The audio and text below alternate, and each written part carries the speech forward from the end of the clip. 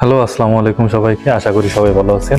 আজকে কথা বলবো আমি কেন ব্যবসায় লস করলাম, অধিকাংশ মানুষই কেন ব্যবসায় লস করে, কি কি রুলস ফলো করলে ব্যবসায় লস হওয়ার সম্ভাবনাটা কমে যায়, এই পুরো ব্যাপারটা নিয়ে আজকে কথা বলবো।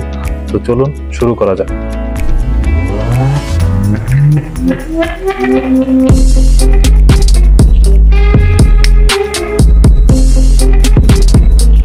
ভৌগোলিকভাবে যেই রিজনে আমাদের জন্ম হয়েছে সেই এলাকাতে ব্যবসার মধ্যে লস হওয়ার প্রবণতাটা একটু বেশি।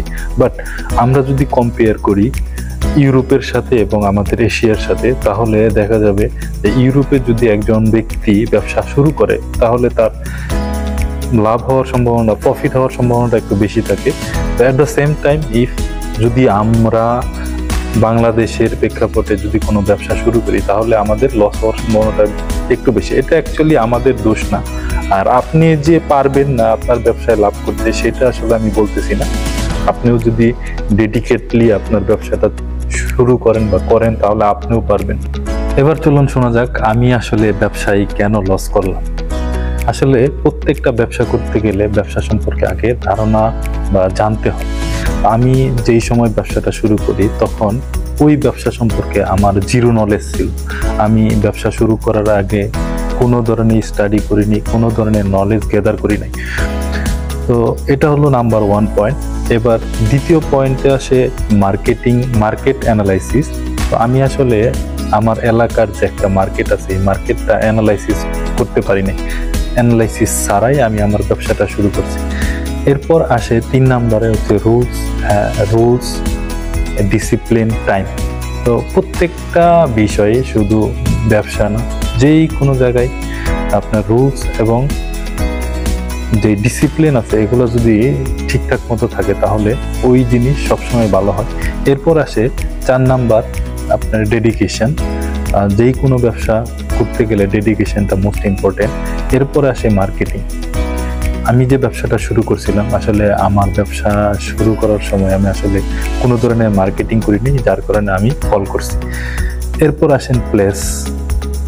লাস্ট পয়েন্ট, আসলে আমি কোন ধরনের ব্যবসাটা শুরু করতে যাচ্ছি, এই ব্যবসাটা আসলে আমার যেই জায়গাতে করতেছে এই জায়গার অনুযায়ী কি ব্যবসাটা আসলে সুইটেবল, বা অন্য কোনো ব্যবসা এখানে করলে প্রফিট হওয়ার সম্ভাবনাটা বেশি থাকে কিনা, সেই ব্যাপারটা নিয়ে অ্যানালাইসিস করাটা ছিল না আমার, যার কারণে আমি আমার ব্যবসায় লস করেছি। এবার আসেন আসলে আমাদের দেশের অধিকাংশ মানুষই কেন ব্যবসায় লস করে।